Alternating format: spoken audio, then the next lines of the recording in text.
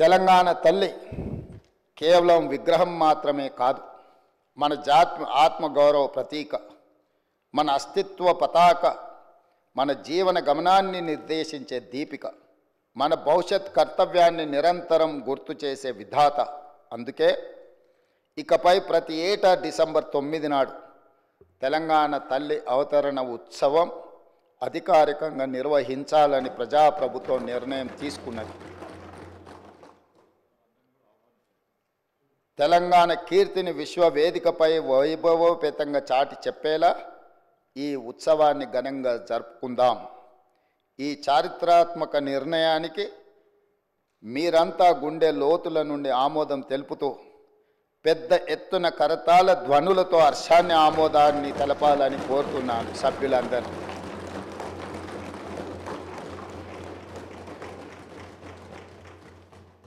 అధ్యక్ష, ఇంతకుముందు ప్రస్తావించినట్టుగా 6 దశాబ్దాల ఆకాంక్ష, ఎన్నో సందర్భాలలో ఈ తెలంగాణ సమాజం శక్తినంతా కూడదీసుకొని అమరులైనా పర్వాలేదు ఈ తెలంగాణ రాష్ట్రాన్ని సాధించుకోవాలని 6 దశాబ్దాలు వీరోచితంగా పోరాటాలు చేసింది. ఆ పోరాటాలలో ఉస్మానియా కాకతీయ యూనివర్సిటీలు ఒక ప్రత్యేకమైన భూమికను పోషించినాయి. ఉన్నత విద్యలు చదవాలని, తద్వారా తమ కుటుంబము ఆ పిల్లల యొక్క బంగారు భవిష్యత్తు ఉండాలని తండాలలో, గూడాలలో, మారుమూల పల్లెల్లో పేదలు, అత్యంత నిరుపేదలైన బహుజనులు వాళ్ళ పిల్లల్ని ఉస్మానియా కాకతీయ యూనివర్సిటీలకు పంపించడం జరిగింది.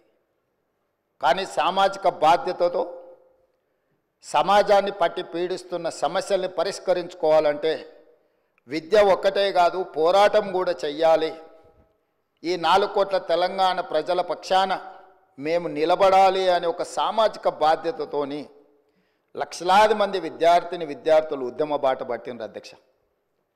వారి స్ఫూర్తితో 6 దశాబ్దాలు, తొలి దశ తెలంగాణ ఉద్యమం కావచ్చు, మలి దశ 1996 తెలంగాణ జనసమితి ఆధ్వర్యంలో జరిగిన మలి ఉద్యమం కావచ్చు, రకరకాల రూపాలలో తెలంగాణ ప్రజలు సందర్భము, సమయము వచ్చినప్పుడల్లా ప్రత్యేక రాష్ట్ర ఆకాంక్షను వెల్లువెత్తుతూనే చూపించింది అధ్యక్ష.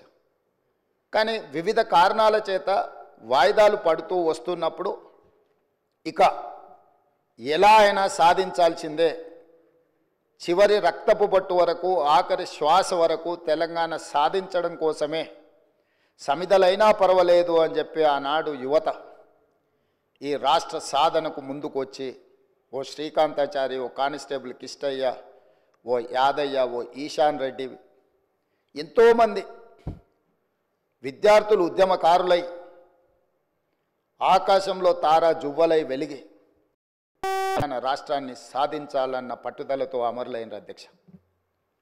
శ్రీమతి సోనియా గాంధీ గారు ఒక తల్లిగా బిడ్డ లేదా కుటుంబ సభ్యులు, వారి అత్తగారు శ్రీమతి ఇందిరాగాంధీ గారు కావచ్చు, ఆనాటి ప్రధానమంత్రి శ్రీ రాజీవ్ గాంధీ గారు కావచ్చు, కళ్ళ ముందనే నేల కొరిగి ఈ దేశం కోసం ప్రాణాలు అర్పించినప్పుడు ప్రత్యక్షంగా బాధ ఏందో చవిచూసిన మాతృమూర్తిగా శ్రీమతి సోనియా గాంధీ గారు రాజకీయ ప్రయోజనాలు, రాజకీయ ఆలోచనలు పక్కన పెట్టి ఏది ఏమైనా సరే ఇచ్చిన మాట నిలబెట్టుకోవాలి, తెలంగాణ ప్రజల యొక్క ఆకాంక్ష నెరవేర్చాలని ఒక ఉదాత్తమైన నిర్ణయం తీసుకొని వారు ముందుకు వచ్చి మొట్టమొదటిసారి డిసెంబర్ 9, 2009 నాడు కేంద్ర ప్రభుత్వం తెలంగాణ రాష్ట్ర ఏర్పాటు ప్రక్రియను ప్రారంభిస్తున్నామని ప్రకటించడం జరిగింది. ఆ తర్వాత చాలా అవాంతరాలు, ఒడిదుడుకులు ఎదురైనా వారు తెలంగాణ రాష్ట్రాన్ని ఇవ్వడం జరిగింది. తద్వారా పార్టీ పరంగా, కేంద్ర ప్రభుత్వ పరంగా ఏమేం కోల్పోయినరో ఈ సందర్భంగా నేను ప్రస్తావించదలుచుకోలేదు. ఎందుకు అని అంటే ఈ డిసెంబర్ 9కి ఒక గొప్ప అంశము ఉన్నది కాబట్టి రాజకీయాలను మిగతా 364 రోజులు మాట్లాడుకోవచ్చు, ఈరోజు రాజకీయాలను ప్రస్తావించవలసిన అవసరం లేదన్న ఆలోచనతోటి తెలంగాణ ఉద్యమ సందర్భంగా రకరకాల సంస్థలు, రాజకీయ పార్టీలు వాళ్ళదైన నమూనాలో తెలంగాణ తల్లిని స్ఫురించే విధంగా మరి కొంత కార్యాచరణ చేపట్టిండ్రు. ఏవి కూడా అధికారికంగా ఈనాటి వరకు ఉమ్మడి రాష్ట్రంలో కానీ, ఏర్పడ్డ ప్రత్యేక తెలంగాణ రాష్ట్రంలో 10 సంవత్సరాలు గత ప్రభుత్వం కానీ, టీజీ విషయంలో కానీ, తెలంగాణ రాష్ట్ర గీతం విషయంలో కానీ, తెలంగాణ తల్లి ప్రతిరూపాన్ని సృష్టించడం ద్వారా తెలంగాణ ప్రజల యొక్క ఆకాంక్షను నెరవేర్చాలని ఆలోచన చేయలేదు అధ్యక్ష. ప్రజలెన్నుకొని ప్రజాప్రభుత్వం అధికారంలోకి వచ్చిన ఎంబడే ప్రజల ఆకాంక్ష మేరకు పనిచేయాలని టీజీని పునరుద్ధరించుకోవడమే కాదు, ఆనాడు ఉద్యమ సందర్భంగా బండ్లపైలనే కాదు గుండెలపైన రాసుకున్న టీజీని పునరుద్ధరించడం ద్వారా తెలంగాణ ఆత్మగౌరవ ప్రతీకగా ఈరోజు మనం రాసుకుంటున్నాం గొప్పగా.